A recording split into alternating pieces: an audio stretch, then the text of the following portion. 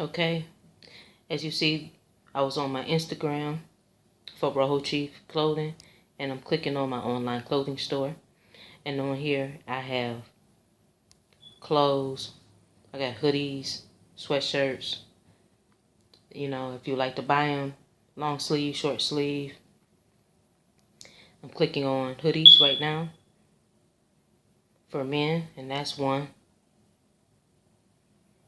And then I'm clicking back just to show you fashions that I have for women. Like I have long sleeve shirt. Okay. Then I even have clothing for babies as well and kids. So that's the onesie. You can get that in different colors, as well as t-shirts, hoodies, and long sleeves for kids. So now let's get ready for the show. Okay, so this is on page 10 of Rameses, father of ancient America. It says here, I'm looking at where it says, his elaborate headdress proves that he is no ordinary boatman, more likely a god or king. I maintain that he is an Egyptian pharaoh, Ramses III, and more than that, it is Ramses sitting in his boat in paradise, which is painted in his temple in Thebes.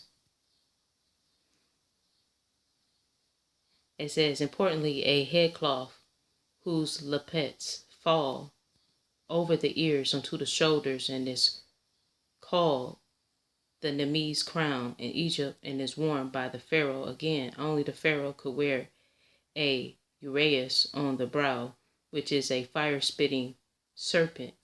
The Mexican figure has serpents below the brow, and they are actually flame-like. Finally, in addition to the posture, the oars, and the items of apparel, the snake diadem, both have 3 crosses over the head. In Egypt, there are hieroglyphic signs for city and imply here that the heavenly city and the underworld, and similarly in Mexico, and the cross and disc signifies the sun in the underworld. Why should Ramses have wanted a statue of himself sitting in the crater in the far west of the world? Because in Egyptian belief, the sun entered the underworld in the far west, and the pharaoh accompanied him on his ship. Ramses writes in his inscriptions that he has actually reached the mountain in the far west of the world, which was known as Manu. A statue of himself in it would be an assurance of resurrection there, just as servant statues were commonly put in Egyptian tombs to ensure that they would come alive to serve the hereafter. Such a statue would no doubt have been present in the solar ship since the Book of the Dead. It says, directs that thou shalt place a figure of the deceased in the bows of Ra's boat, and describes it as sitting upon his thigh.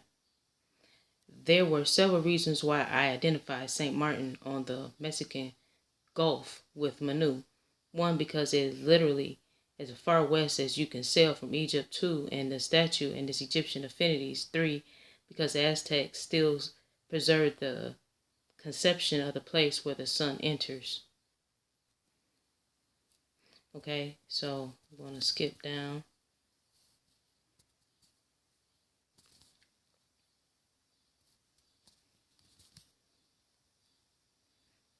I'll keep on skipping down to page 77.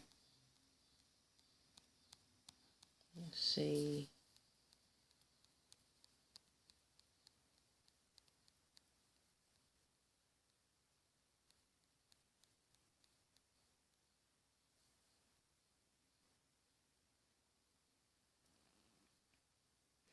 Okay, so this is 73. It said pilgrims to the land of bliss. And lastly, the Egyptian belief that the deceased will become a glorious one was transmitted to Mexico. Indeed, Popov says in so many words, when the ancestor who had come across the sea from the sunrise died, he left behind his sign, his essence called the shrouded glory. The Olmec Lord, seated in a niche, would have achieved this state. He corresponds to the description of those who have reached the west and become horizon dwellers. The Egyptian text says they are lords of the caverns seated in their holes, which is a good description of this figure. Okay, so he's talking about this figure right here. All right. So it says the text says that they hold ropes of their hand. So does this figure. The Book of the Dead says they have 4 flaming torches, calls them the shining ones. This is surely a marvelously evocative description of the Olmec person who sits flanked by the 4 torches and shines out against the dark background of the underworld cavern. I have reviewed some of the parallels between ancient Egypt and Mexico, and like UB News has stated before, that America was known as Egypt, okay, or that America is Egypt.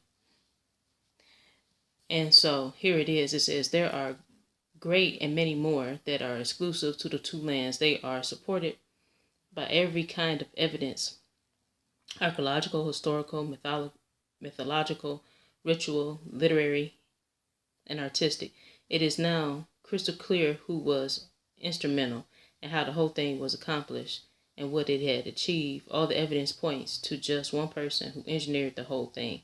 It was at the juncture of a sequence of events. This person was Rameses III. The event was his defeat of the Sea Peoples. He accomplished this by building a great fleet in the Mediterranean. It consisted of warships, galleys, and coasters. After the war was over, he sent the fleet on an expedition and was the only pharaoh to have claimed this. It was precisely at the time of his pronouncement was made that the Olmec civilization sprang up. Mexico. It says great civilizations, though they were in their right. There was a time once when Egypt and Mexico were close cousins. Together they took in the amazing adventure which changed the course of history. This new civilization that emerged in turn affected its neighbor to the north, and now we shall attempt to discover precisely in what manner. Okay, so now here's an image of America. They're showing Duck River, Cherokee, Etowah, Moundville Creek, Timucua, Natchez, Property Point, Spiro. Okay, chapter 2. It says ancient Egyptians and Mexican presidents in Southeast United States. As early as 1884, Williams Holmes pointed out that the repose designs on copper plates found in Illinois and in northern Georgia were suggestive of Mexican and Central American designs. He later pointed to the presence of copper bells found occasionally in southern states as having reached Florida from Mexico. In 1932, Zelia Nutio shows some resemblance between copper plates from Etowah and Mexican iconography, including figures wearing bird masks, and attributed this to the migration from Mexico resulting from volcanic disturbances, droughts, grasshopper plagues, followed by famine. In 1953, Carragher referred to parallels between the Mexican codex figures and some shell gorgets from Spiro, eastern Oklahoma, and went to the postulate migrations between Mesoamerica and the eastern United States on several different time levels, beginning possibly from the Christian era and continuing until nearly the time of the conquest or later. In 1966, Gordon Wiley attempted Mesoamerican affiliation with the assemblage, including the forked or weeping eye, a cross with a sunburst circle, god animal representations, masked men impersonating animals, serpents, eagles, and cats. The question of whether mound building was introduced from Mexico has been debated. In 1965, James Griffin wrote that there was nothing in Mesoamerica resembling the large earth conical mound and multiple octagon and Property Point in northeast Louisiana in the period of 800 600 BC. So it sounded like to me that they was lying, that he was in denial about the connection between Mesoamerica and the southeastern United States. So anyways, it says he further maintains that the Hopewell clay figurines from Ohio, Missouri, and northeast Oklahoma have the bent knee stance similar to La Venta olmec figures. The date 100-300 AD cited is too late from La Venta. 200 BC, 400 AD cited by Wiley for Hopewell. Okay, I'm skipping down. It says 1978, James Marshall attempted to prove the unit of measure at Teotihuacan is the same as employed by Hopewell Earthworks, and concludes that the small groups of American Indian geometers must have made the trip from Mexico to Ohio as early as 400 BC. Agricultural origins indicated the same kind of pattern and the same range of dates. Mesoamerica transfers maize, beans, squash, gourds to North America in the first millennium BC. Previous to this, woodland Indians were cultivating a number of indigenous weedy plants, notably sunflower and marsh elder, which had been recovered from refuse pits in contexts, which suggests that the stocks were stored stored for spring planting. Okay, it says in an estimation of James Griffin, maize was probably introduced c. 100 BC, and the gourd and squash somewhat later. And also transmitted from the formative Mexico is the long, bifacial, bipointed ceremonial knife, which priest figures carry in Etowah art.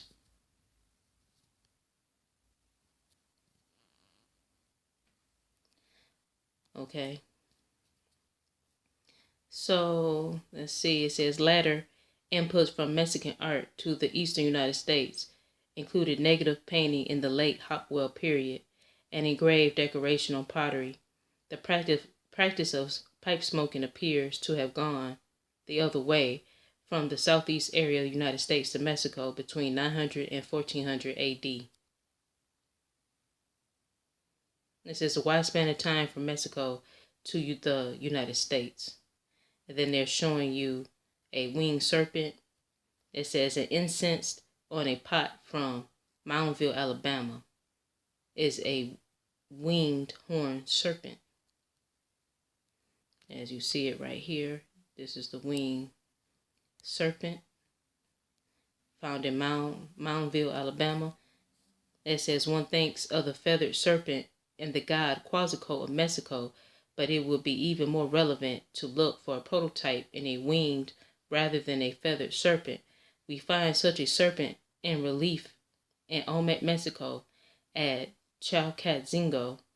The serpent is devouring a human, half of whom it swallowed. So the serpent is this thing right here, whereas the human is this figure right here. It says whom it swallowed. It admitted that it looks like a gill and likely to be a wing. It is so a feathered serpent, it is implied. Seeking still further back in time for the origins of the serpent with wings, is led by the ancient Egypt on the sarcophagus of Seti I and Soan Museum of 13th century BC. Two winged serpents served as wanderers, and there are at least four winged serpents. The former type appear in a British Museum Pyrus, 1100 BC, where the deceased is seen offering his heart to it. Earlier still, in the tomb of Rameses III, circa 1136 BC. A wall painting shows the underworld god Sokar standing on the back of a serpent with two wings, which the god holds. The epithet of Sokar is a great god, which his two wings open. The latter, developed at the theme, is and little interest for our purpose, though we should note in passing the comments of Herodotus about winged serpents being devoured by the ibis. The Americanist Spindon admitted that the closest parallel in the ideal development of the serpent in Maya art was the Egyptian, but opposes any connection with the winged serpent in the mound culture. So basically, he admitted that the Maya and the people called the Egyptians, that they both had the same origin or the same type of art, but yet refuse to connect it to the mound culture, even though it is, right? It says, we shall see, on the contrary, that if Mesoamerica is regarded as a way station, then there is nothing impossible for being a lineal connection. Eagle mask. The eagle mask appears on an embossed copper plate from Etowah groups of mounds. Temple, Mound C. Etowah is 5 miles south of Cartersville in Georgia, although Etowah Valley was first occupied 5000 BC. Most burials of the mortuary complex date 950 1400 AD. 350 burials, elaborate grave goods were found in the Southwest Temple platform. It is admitted that some of the copper plates with stamped figures resemble Mexican designs. The Etowah masked figure has been described as a dancer. So this is the person that they're describing as a dancer holding something. Would look like a rattle in their, I guess, their right hand, and then holding like a mask or something in their right. Okay. It says holding in one hand and a cross inscribed baton and a trophy head in the other. This is much further west at the Spiral Mound in Oklahoma. There was found in a burial another anthropomorphized hawk engraved on a copper plate. Its face was human except for a beak and crest feathers. This beak and crest feather type of eagle mask had been traced back to Olmecs, Mexico, where a cloaked man incised on a stele from San Miguel Amuco bears a quiver-like object, while an ophiated head emerges from his shoulder, perhaps as an expression of power. The use of animal masks in cult ceremonies does not exist in the Americas prior to the Olmecs, as far as it's known. So they said as far as it's known, so they really don't know for sure, right? And it says, once again, its original home is likely to be Egypt, but they didn't know that Egypt and America is one and the same, okay? So anyway, so it's the Osirian Koyak festival. Priests impersonated gods by wearing bird or animal masks, such as the eagle, the ibis, or the jackal. A procession of priests at the funerary temple at Madinat Habu of Ramses III shows them wearing lion and eagle masks over their heads.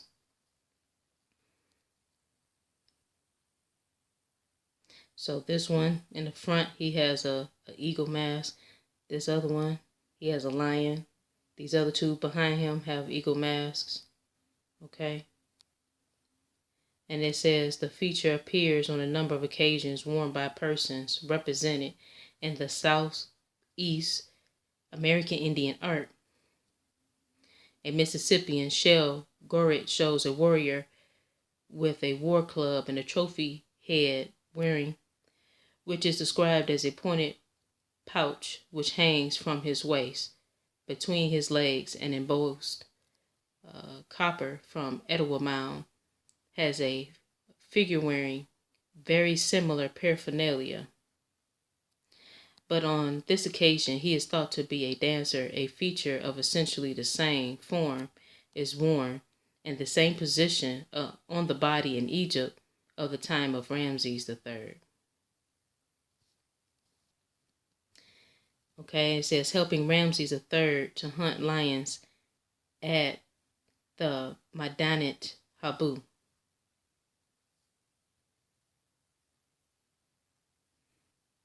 Okay, so I'm just going to leave it there. Okay, so you guys can find this book online at archives.org. All right. Please drop me a like if you haven't already. And if you haven't, please subscribe to my channel and hit the notification bell so you know when I drop a new video. Thank you.